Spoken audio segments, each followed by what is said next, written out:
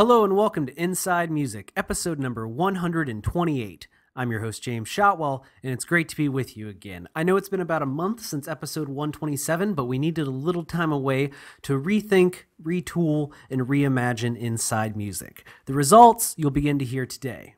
Episode 128 features Scott Lucas, vocalist and co-founder of Local H, one of alternative rock's most prolific acts, and one of the bands still touring today from the 90s who not only ride the wave of nostalgia that has kind of been building over the mainstream for the last couple of years, but continually challenge themselves. Local H is still putting out new music, they're still putting out great new music, and they're still trying new things. In this conversation, we open up by discussing the band's latest single, Innocence, which was released on August 14th, along with an official video that stars none other than actor Michael Shannon, who you may recognize from the film Take Shelter as General Zod in Batman v Superman, or a bunch of other films. He's the bad guy in The Shape of Water, for example, and here he is starring in a video for the 6-minute single from Local H. And I don't want to give too much away.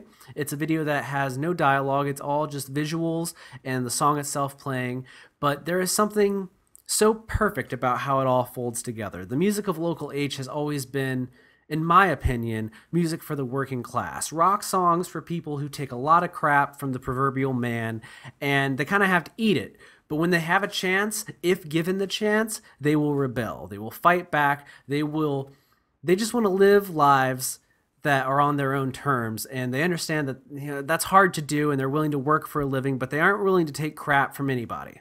That's who Local H makes music for, and that's all felt and kind of reiterated throughout the video for Innocence. And seeing it for the first time made me really want to talk to Scott, who is somebody that I've always looked up to and admired, largely because of how long he's been able to be in music.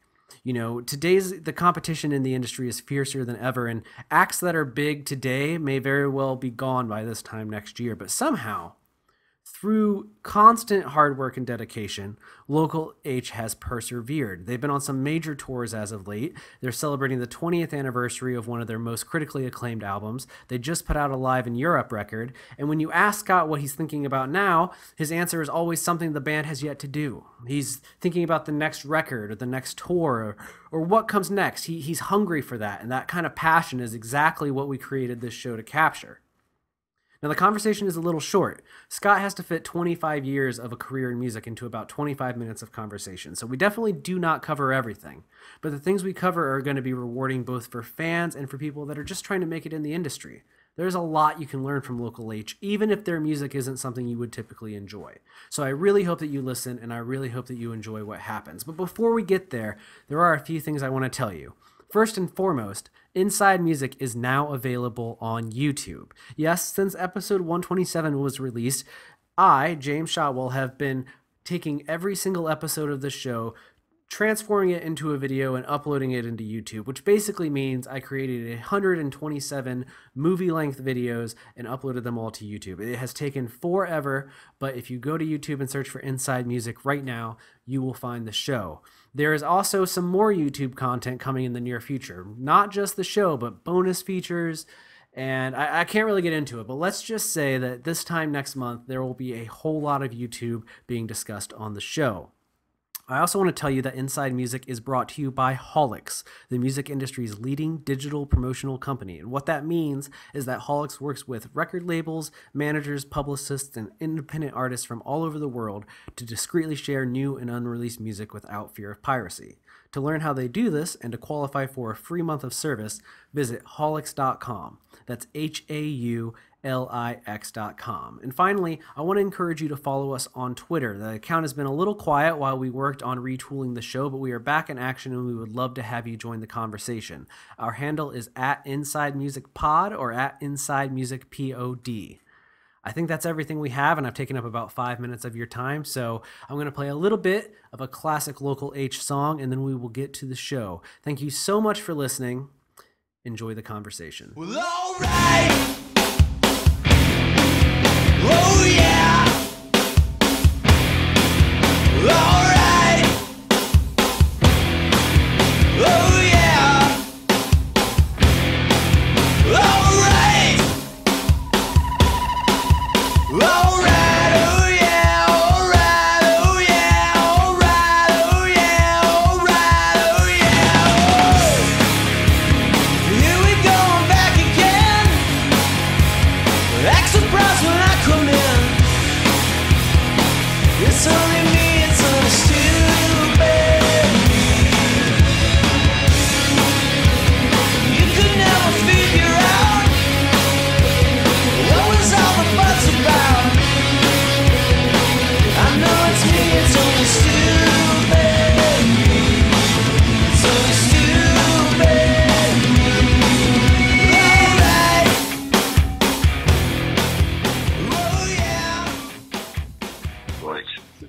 Hi, Scott. How are you doing today? Good. How are you?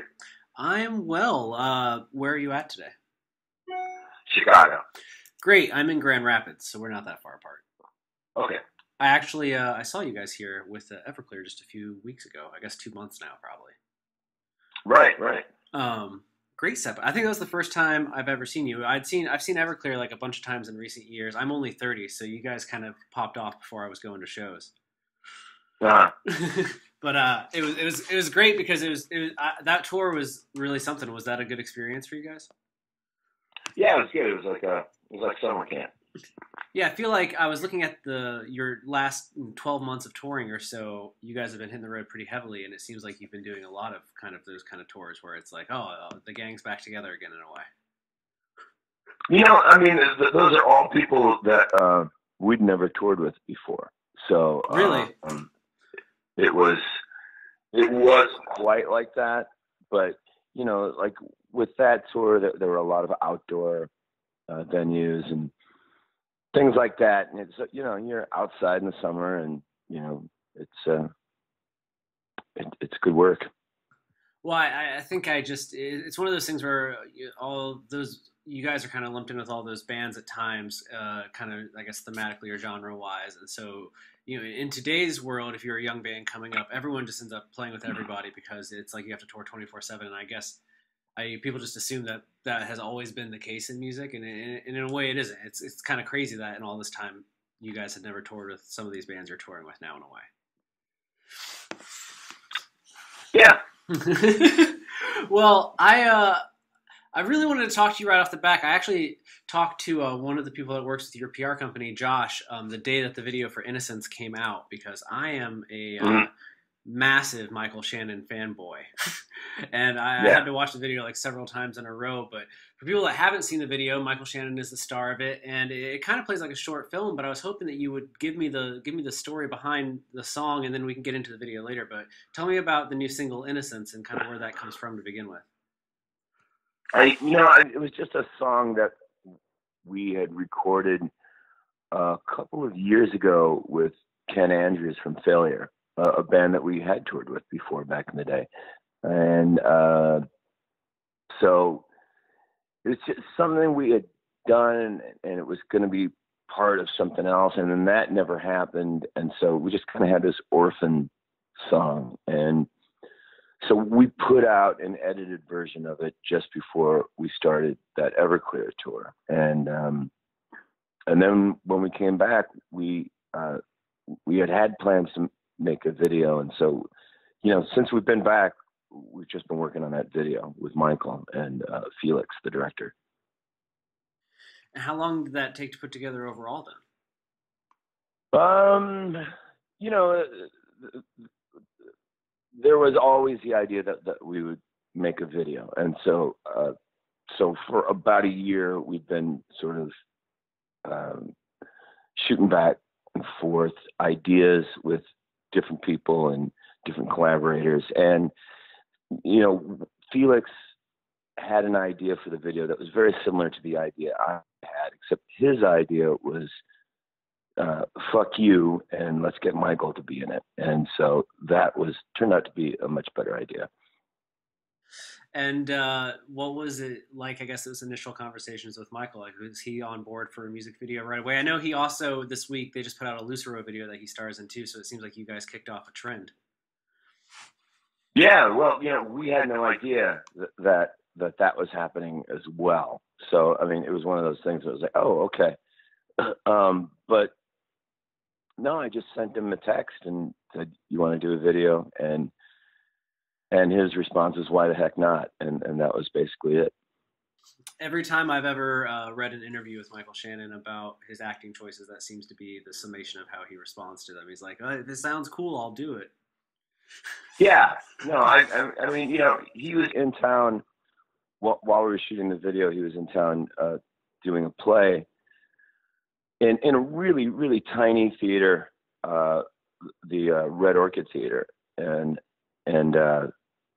so I mean, his thing is all about the work, and he likes to make things, and he likes to do things, and likes to be a part of things, and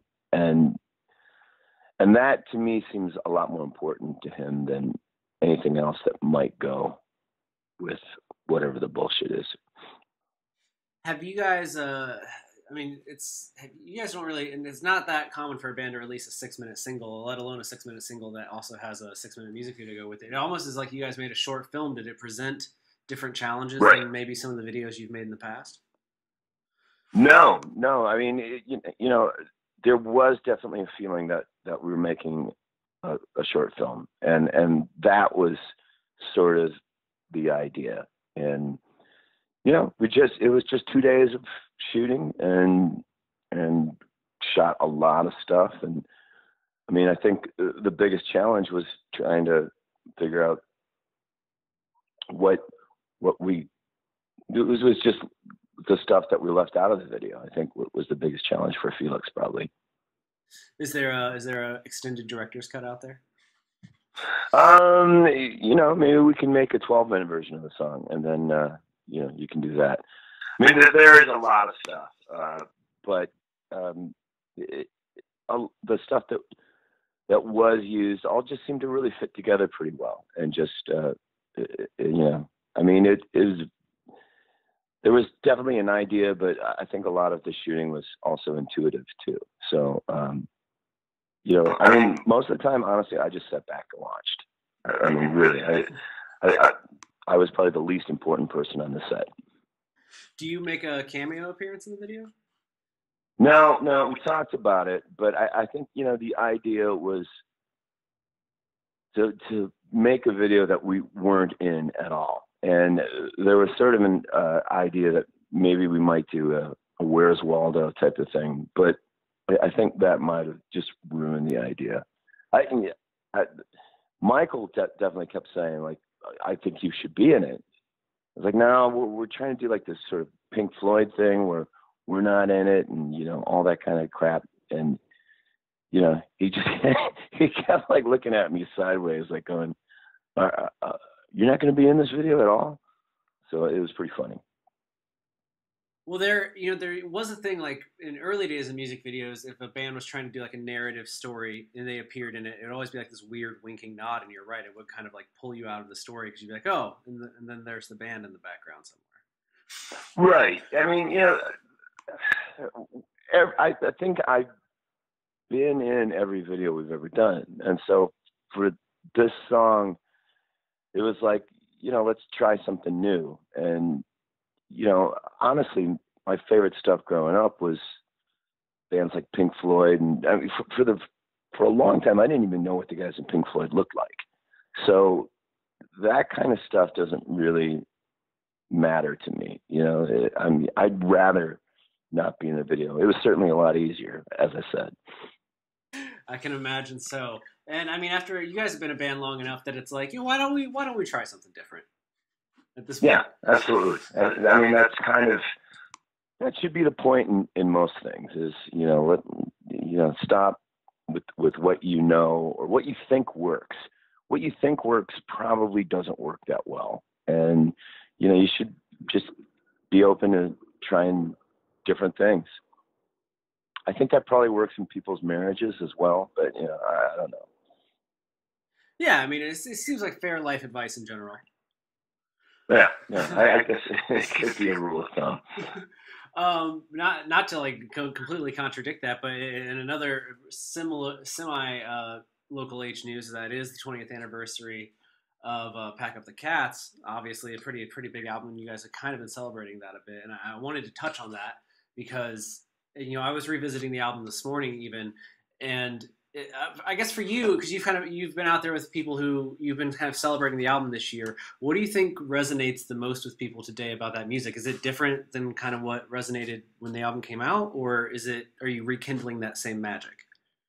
I don't know. I mean, I know when that record came out, that was when I definitely had this feeling like, you know, for the first time I felt 100% satisfied. It was like I nailed every single thing I wanted to nail with making this record.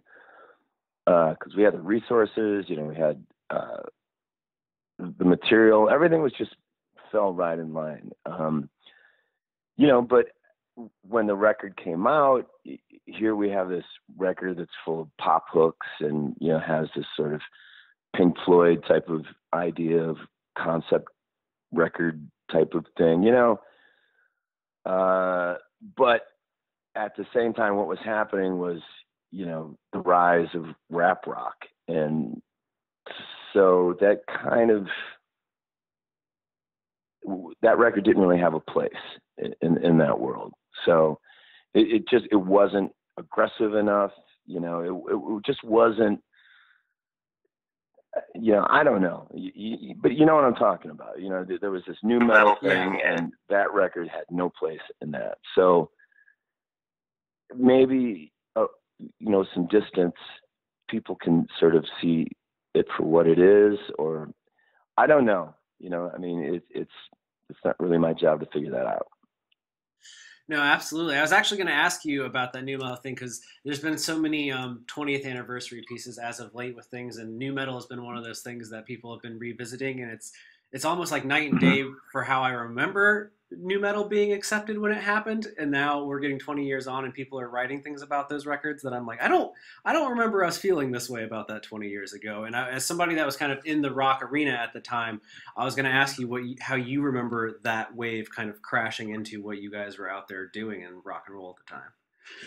Yeah. You know, I mean, you got to be careful of people sort of recasting the past, and that happens all the time. And people are even quicker to do it now. It's a cycle, you know, that just gets worse and worse. And now you've got people with 10-year anniversaries and, you know, 5-year anniversaries, and it's like, come on, just give it some time to rest. Or, you know, you have bands that, oh, we're breaking up, and then 2 years later, whoa, we're getting back together. It's like, man, just enough already. So I get that, but you know, I mean, it's a good record.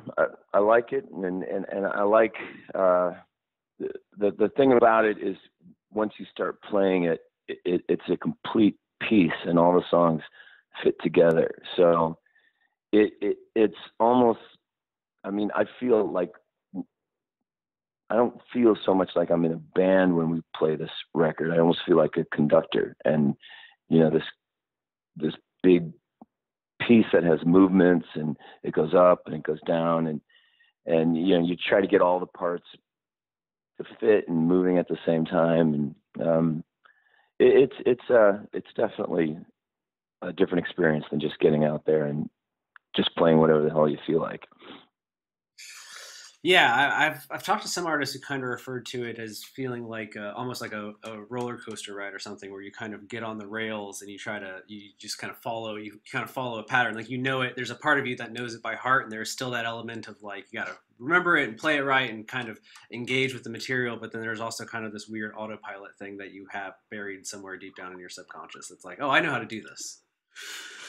Right. I mean, this record, you know, if you're falling asleep, you can't tell the difference between where one song begins and another song ends, you know? So you're playing this record and you're about 20 minutes into it and you're like, oh, you know, we're almost done. Or, you know, it's this thing where you don't play a song and then you stop and then you say, hey, we're Local H, how are you? And then you play another song, and then you talk about how great it is to be here. You can't do that because the entire record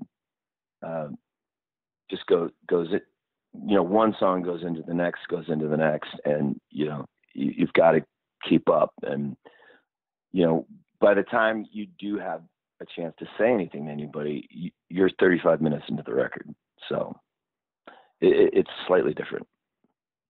Absolutely. I wanted to talk about a slightly newer release too, though, because you guys put out a Live in Europe record not that long ago. When did you record that? We went to Europe for the first time, actually, last year with Helmet, and we just decided to record it.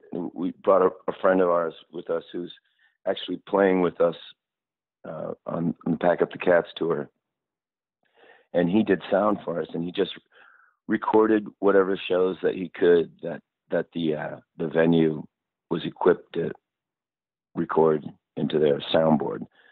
And so we came back with I think about 11 days or 11 shows of recordings, and just put that record together.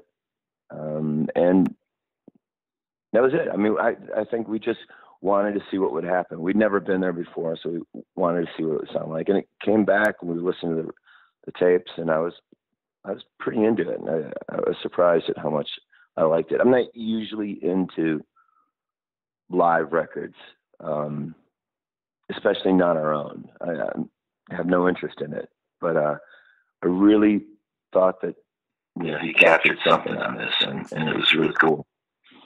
And so it's a true live record, not something you guys didn't do a ton of touch-ups on it? No, none of that. That's none. There's a couple times I wish we had, but it's so live. It's a thing you can understand when people do it, but there is something to that. I don't know, especially older live rock records. There's a magic to, I guess, just letting it play raw. Yeah, I mean, there are great live records. Like Live at Leeds by The Who is probably their best record. You can get great live records. It can be done, but there were so many of them when I was growing up, and a lot of them are so shitty and forgettable that you kind of you don't want to add to that. But there's a handful that are great, and they're documents. That they're historical fucking documents that you're glad exist, and sometimes you got to try to think in those terms. Like, it's cool that this will exist, and someday you look back on it and go, oh, I really thought we were great back then. It's like pictures. What's the saying that your best picture now is worse than your worst picture 20 years ago? There's that sense. Once again, time and distance, you start to appreciate things that you didn't appreciate at the time. And so it's nice to look back at that kind of stuff, but you can't stop taking pictures of yourself now. I don't know what I'm talking about. No, you're making sense. Alan Alda. I sound like Alan Alda in that Woody Allen movie. Oh, you absolutely do. That was such a good pull too. Good pull. Yeah. Man, I know we're jumping around here a lot, but I don't have a ton of time, and I had a lot of questions I wanted to ask you. Speaking to, I know this is a weird question. It's always a weird question to ask people too, but you guys have been a band for over 2 decades at this point, and you're celebrating this album, and you don't strike me as the kind of guy that gets too hung up on the nostalgia of it all, and on looking back, you kind of seem like a pretty forward-focused guy. But what is something we do a lot on this podcast where we're trying to kind of advise the next generation of both industry professionals and artists and stuff. And so when you're looking at, what Local H is doing today, how do you feel about music today and what you guys are doing to kind of keep your name out there? I feel like competition is fiercer than ever, but people still care about Local H and they're still coming out to shows. And so what is it about what you guys are doing or have done that has kept people engaged this time? I would like to think that, in purely market terms, we're still putting out a good product. I'm proud of the new records that we make. I'm proud of, there's like a thing where we're willing to sort of talk about records that are 20 years old. We're not like, don't talk to us about that.